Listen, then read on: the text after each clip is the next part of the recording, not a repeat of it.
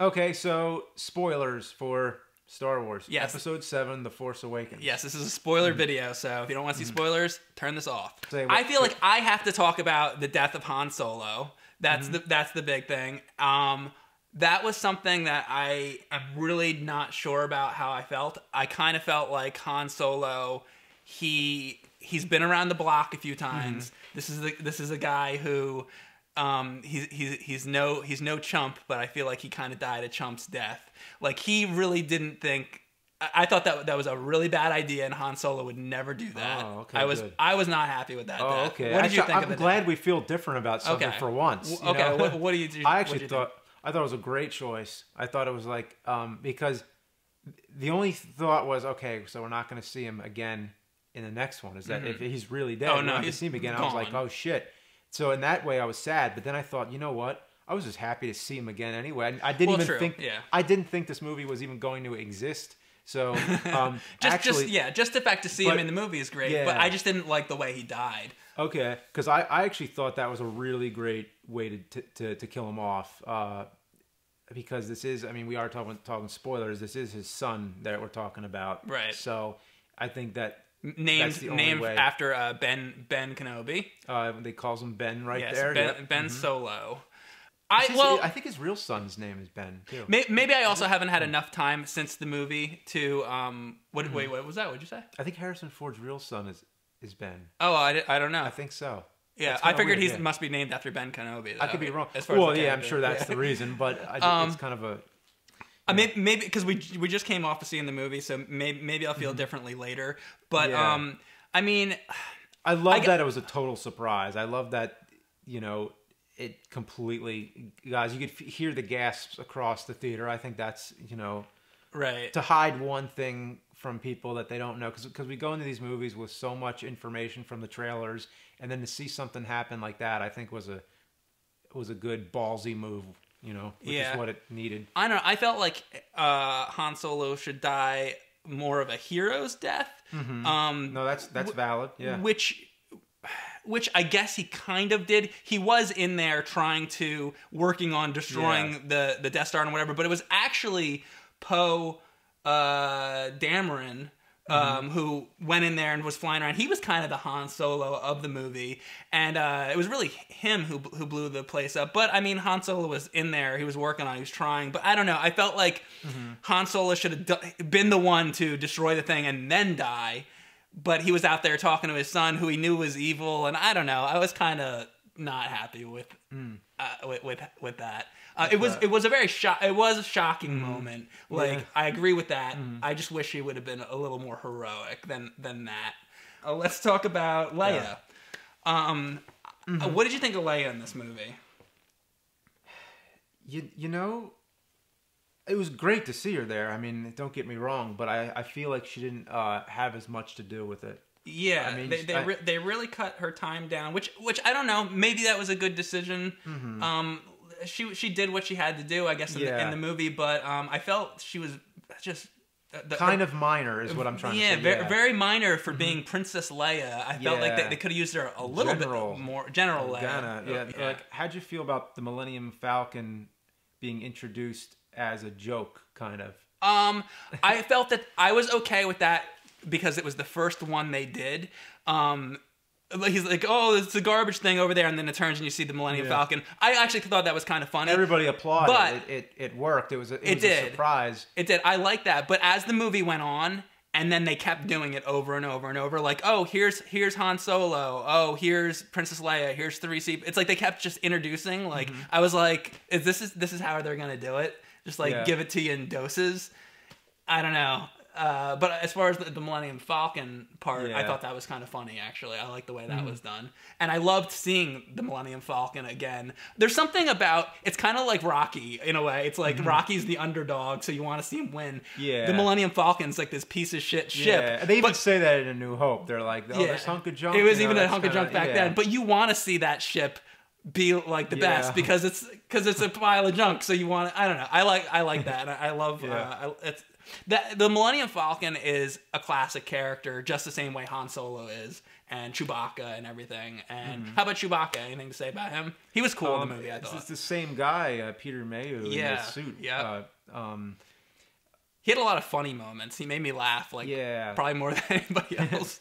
What did you think of Finn using the lightsaber so much? Because I always felt like the lightsabers, you only see Jedi use them. Only a Jedi. In this movie, it seemed kind of loose with that. Like, he just picks it up and is using it like anything. I thought that maybe what they should have done was have him pick it up and try to use it, and then be like, not know how to turn it on because he's not a Jedi, or he turns it on and starts getting into a fight, but then he sucks with it.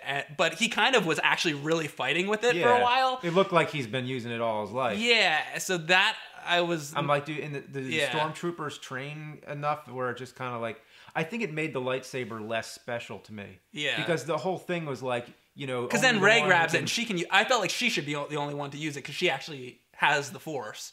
Yeah. Yeah, it's Sword in the Stone. It's Zelda, only the chosen one can take the sword. Exactly. And that kind of ruined that's a really good point. I think that the ball was dropped on that. Yeah. Like, it's okay for Rey. I think for Rey it made sense. Absolutely. Yeah. But for Finn, also, okay, you want to talk spoilers? Was it mentioned anywhere? Because I read this on the internet, but was Finn his last name Calrissian? I read that. Yeah. I think that was a rumor, hoax thing. I don't think that's true. He's not Lando's son. I don't think so. Okay. You know what I want to mention before I forget? This really isn't a spoiler, I guess. Maybe, I guess for anybody that hasn't seen the movie, but this is just the thing that happened that I thought was really cool, actually. Yeah. Another big moment that happened is when they show Darth Vader's mask. That was another one. It was like, show Han Solo, show Darth Vader's mask, get in all the characters that we love and stuff like that. But during that scene where you see Vader's mask, Kylo Ren is talking to Vader's mask and be like, I'm gonna fulfill your legacy and all that stuff. What I thought was really cool, I actually now I'm kind of forgetting if it was that scene or if it was a different scene, but there's one part where he's struggling between going back to the light side of the Force, which is a really cool polar opposite to what happened in Return of the Jedi with the Emperor trying to get Luke to join the dark side. Yeah. Kylo Ren is kind of struggling with going to the light side, which is cool. And you know what was cool during the Han Solo death? The part of it I did like. What was? Did you notice the light in the chamber in the room they were in? There was the light from the sun that the new Death Star or whatever, it's the Star Killer thing. The light was shining through onto Kylo Ren as that scene went on, and Harrison Ford's talking to him. He's like his son, and he hands him the lightsaber, and it's almost like, oh, he's actually going to come to the light side. And then the whole room gets dark because the sun's gone. And finish him when everything got dark, he went right back to the dark side. I thought that was kind of a cool touch. I like that part of it. A question about Kylo Ren. See, when you see a movie for the first time, there might be things you missed. I might be looking into it too much, but what is the reason he wears the mask, Kylo Ren? Because they well, to be fair, two reasons. One, because they need to have something in the movie that looks like Darth Vader so that everybody's satisfied.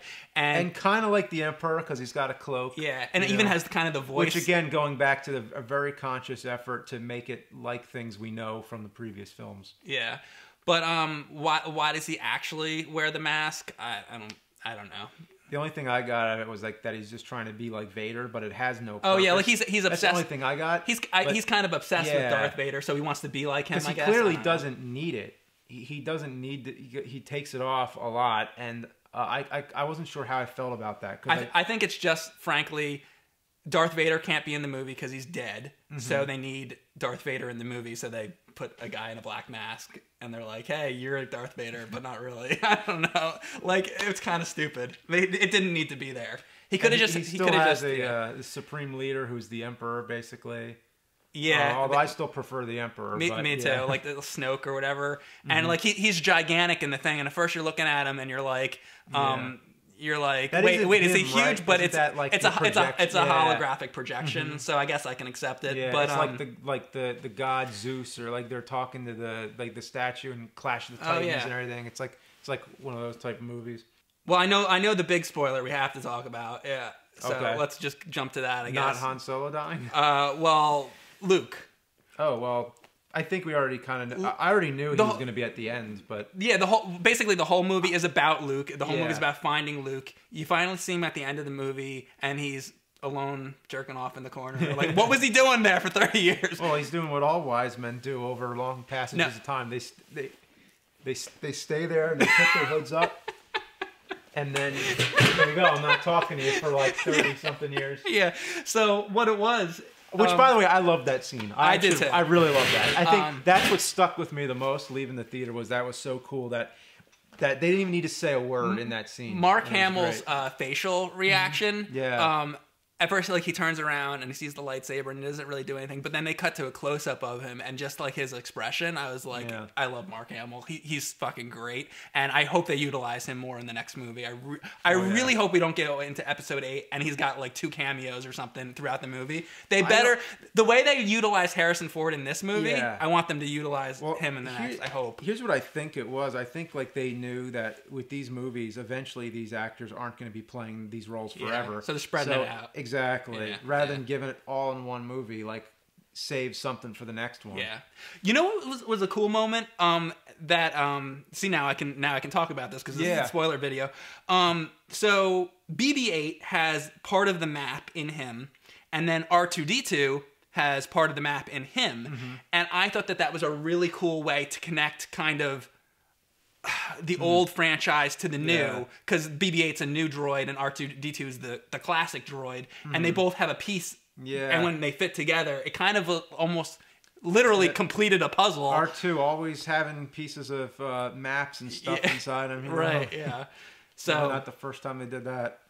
Yeah, you want to talk about how when R2-D2 projected Princess Leia and Alderaan? No, not now. Yeah, we had a funny conversation. Oh yeah, we did. We could talk about that. We should another time though. What other spoilers? I don't have anything else, but I did come up with an idea for another Star Wars movie. Okay. It's never going to happen unless someone wants to do it as a fan film, which I'm sure that can happen. So feel free to do it if you want. But I just came up with it today, so it needs work. But basically, this Star Wars movie would exist in the future of future Earth. So it would be future Earth from our point of view. So it would be, in this world, Star Wars, the movies exist. So it's just like now, but from the future of today, space exploration has advanced to the point of, and we all know it's going nowhere, but like it is. I mean, well, years ago they made movies like this, like, yeah, we landed on the moon. Next thing we're going to be on Mars, and then Jupiter, and like, and nothing fucking happens. Right. So anyway, in this world, space exploration has advanced to the point where we've traveled galaxies and galaxies away, and in a galaxy that is very, very far away, they discover the remains of something that resembles something from Star Wars. Like, it may be like the remains of a ship or something like that that's just been floating in space for who knows how long. And they date it, and they date it as being very ancient. And then it becomes like big news, like, oh my God, they found something that's kind of like Star Wars. But it's really weird. Like, it's weird how similar it is. And everybody's like, well, this is crazy. And then they find something else that also is from Star Wars. And then it becomes like, okay, wait a minute, were these movies fucking real? And then, and basically what happens is that long ago they sent, because you know how they send these messages all the time, like R2-D2 has the messages inside of everything. Well, George Lucas got the message. George Lucas got the message, and then basically made the movie like 100% accurate. He made the original trilogy at least like exactly how it was. Are you trying to tell me that Jar Jar Binks is real? I didn't know if I wanted to go into prequels. I feel he's real. I mean, I guess we could say that yes. In this reality, no. that can be one of the movies that they make in between the other movies. Yeah, exactly. Like in between like episode 11 and 12, Yeah. they can do that movie. And I wonder, as these movies go on, how complicated is the Skywalker and Solo family tree going to? They didn't become? really Did say they that have- Rey was Luke's Oh, daughter. oh, right? that's right. They did not. I was pretty sure that they're both Han and Leia's offspring. So that I don't think so. Kylo Ren is her brother. That's what I thought. Oh, okay. I mean, maybe. I think that Rey is Luke's daughter. And I think, because she has Leia's got the Force too. I'm not sure. I guess we'll find out. Yeah. It is weird that their name is Ren and Rey, though. That's because a that little makes it close, seem yeah. like if they had babies, they'd name them Yeah. Rey and Ren, right? I don't know. Yeah, I guess so. You know? Yeah, it's not like naming planets Tatooine and Dantooine. Fucking bullshit. You learn something new about Star Wars all the time. I think I just learned the other day that all along when I watched the original New Hope Star Wars, I had to explain this. there's a scene. Well, it didn't matter. It doesn't change the plot because Dantooine is a planet that we never see. Yeah. But there was an abandoned rebel base on that planet. So at one point, the rebels may have used it. But basically, when Governor Tarkin is trying to force Leia into Peter Cushing, yeah, he is trying to force Leia into revealing where the rebel base is, and she lies and says they're on Dantooine. Every time she says that, I'm like, it sounds like she's saying Dantooine, but I know it's got to be Tatooine because you were wondering why the message that Luke gets says go to Alderaan. That's different. That's a totally different conversation. Okay, But yes, well, yes, what do you get? No, all I was saying was, why did they name two planets similar? It could have just as well been Tatooine because Dantooine's a planet we never see. Right. They say they go down there, they find an abandoned rebel base, and that it wasn't the place, so Leia lied. If it was Tatooine, then it would have been the same exact plot. Nothing would have changed. Why did they have two planets with similar names? And this is a thing you gotta watch with the subtitles to even really know, because every time she said it, I heard Dantooine, but I was like, she's got to be saying Tatooine. I think that's the movie. I thought that Carrie Fisher slurred. I thought that she slurred and said Dantooine instead of Tatooine. You think they could have made the planet a totally different name so it was more clear? It's like Sauron and Saruman. It's like one of those stupid things. Yeah. Like, name the things different. Like, so there you go. If you want to ask me one thing I don't like about New Hope, and it's such a minor little thing, is the naming of Tatooine and Dantooine. There you go. But the thing you brought up just now, all right, fine. You want me to go into that? I'll go into it. Why not? Because now people are going to be wondering what that's all about. So we have to talk about it. All right, how much fucking time do we have? All right, here we go. So, Alderaan. Okay. The message that Leia puts into R2-D2 is for them to go to Alderaan, and ultimately the idea is that they have. Ultimately, the idea is they need to destroy the Death Star. Right. They have plans to the Death Star. R2-D2 has the plans inside. Yeah, the plans are inside R2-D2, and if they are able to use those plans to find a weakness and destroy the Death Star, that's basically it. So basically, the plans need to get to the Rebel base. Yes. That's where the plans need to go. Mm-hmm. The Rebel base is on Yavin.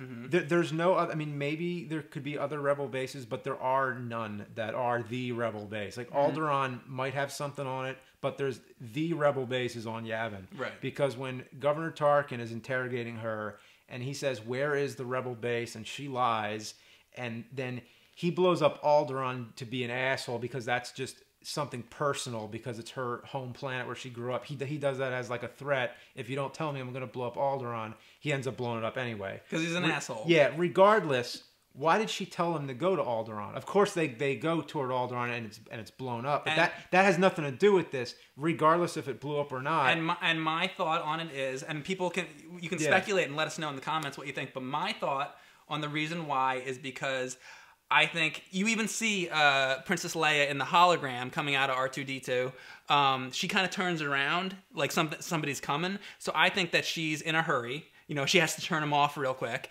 And so it was a quick message that she had to send out. And the first thing that she could think of, send R2-D2 with the plans to her home planet where the king was, which you actually see in Attack of the Clones. I think so. the king and the queen send R2-D2 there, and let the king figure out what to do. Oh, I'll take R2-D2 and I'll send it to Yavin where it needed to go. Maybe she didn't realize at the time, or she was so clusterfucked in her head because her stormtroopers blowing her thing. She's like, shit, send it to Alderaan. I gotta go. Yeah. You know? And I think what you said about the king, I think that may be true. I think because she says, like, my father will know what to do. At this point, I don't think anybody knew who Leia's father really was. I'm talking about, like, even, you know, George Lucas didn't know at that point. But her father, I think, officially applies to her adopted father. Right. Yes, exactly. On Alderaan. And he was on Alderaan. He would have known what to do. Or whoever, I forget exactly what she says, but... Oh my god, yeah, that would have got confusing because the two fathers. Yeah, I mean the king of Alderaan or whatever. Yeah. But basically, so the people on Alderaan, it's a three thing. Like, first, Obi-Wan is on Tatooine. She wants to get Obi-Wan. Obi-Wan, you're my only hope, you know? And then with Obi-Wan, wants them to go to Alderaan. So that's like step 2. And then they're going to get somebody else on Alderaan that will help them and knows what to do. From that point, they would go to Yavin, and then they would go to the Rebel base. Well, I think basically what Luke and Han and everybody else who ends up coming along, they end up replacing whoever on Alderaan. Like, it's more like the mission's been thrown into their hands. So Alderaan blew up. There was nobody left to do it, so they had to. Yeah, and the reason I say this is because that's from a writing standpoint. I think that's why it happened. But my theory, my complaint is, it would have made it a lot simpler to just tell them go to Yavin, and then they would have went toward Yavin, and then they still would have got sucked up in the Death Star. That the Death Star would have got them on the way. Everything would have happened exactly as it happens in the movie. Do you think Leia knew about the Rebel base on Yavin at that point? Maybe she didn't even know about it. Maybe, I don't know. Maybe that's why. Yeah, it's possible. I have to watch it again with that in mind. Here's the thing: the movie's so entertaining, you don't think about any of that shit. It's just. You can watch these movies again and again. You start thinking deeper. Exactly. About it. So it's something I never thought of until recently, but it just seems like, wow, why didn't they do that? That would have been simpler. Were you annoyed that Maz Kanata or whatever? I don't know her fucking name. That fucking Maz character takes the lightsaber or whatever, and then she gives it to Finn or Han Solo or whatever. She's like, take this with you, and then she didn't tell the story of where the fuck she got it. She's like, oh, that's a story for later. See you later. Maybe they're going to tell that story in one of the later movies. Yeah, I never thought about that. Because the lightsaber, Darth Vader cuts Luke's arm off in Empire Strikes Back, and it goes, ooh, down the thing, gone. Where did she get it? They don't tell you. It's in a box now. I was a little... That is a good question, actually. I was kind of like, hey, why don't they explain that a little bit? Was that the temple, though? Or was that just where he went? Because I don't think they say the one he's on at the end of the movie is the first Jedi thing, like, ever. So maybe that was another temple, and he left it there for whatever reason. He went there and left it. So see, I think Luke at the end of the movie, he's basically like Yoda on Dagobah. You know how Yoda was just like on Dagobah, just like chilling, exactly, talking to ghosts or whatever, going crazy. The alternate episode 4 of just seeing Yoda just sitting on Dagobah doing nothing for an entire feature film. Yeah, and then he starts going crazy because you know how the Yoda we see in Empire Strikes Back is like he's a little goofy at first, right? Right. Not at all like he is in the prequels. So I feel like all that time spent on Dagobah with nobody to talk to, he just went crazy. Do you think Yoda, because he dies like right after that, or very soon after that, he was getting old at that point. Do you think that Yoda was going senile because he was getting old, or do you think he was just trying to fool Luke because he wanted Luke to think he was an idiot to see what Luke's character was? I think... what I like to think, because he comes out of it at one point and he starts. Oh yeah, as soon as he says Jedi Master, that's when he snaps out of it. He's like, "Oh, Jedi Master," and then he knows exactly what he has to do. Then I think that up until then, he was just going crazy. I think he was just like, that's what I like to think is that you wanted to be because he didn't have any other purpose. Like, there's nothing else he has to do. But once that happens, then it's like, okay, shit just got real. Now I gotta, get with it. Yeah. So I don't think he has any problem with that. It's just kind of like that's the side of his personality. If he didn't have all this important stuff. I think that he's trying to see if Luke has patience. Because that's a good thought too, yeah. Well, here's the thing. Does Yoda know that Luke's coming? Does he know that that's him? Yoda knows everything. I mean, come on, he's Yoda. Okay. If as long as you can buy that he knew Luke was coming, then yes, I'd agree with you with that. Yeah. Was that it was a test. But anything left to say about episode 7? Because now we're talking about Empire Strikes Back. Well, here's the thing. I think years from now we'll talk about episode 7 more, and we'll. You kind of got to talk about them all together. They're all one thing, I guess. Yeah. Yeah. Done. Video end. Yeah.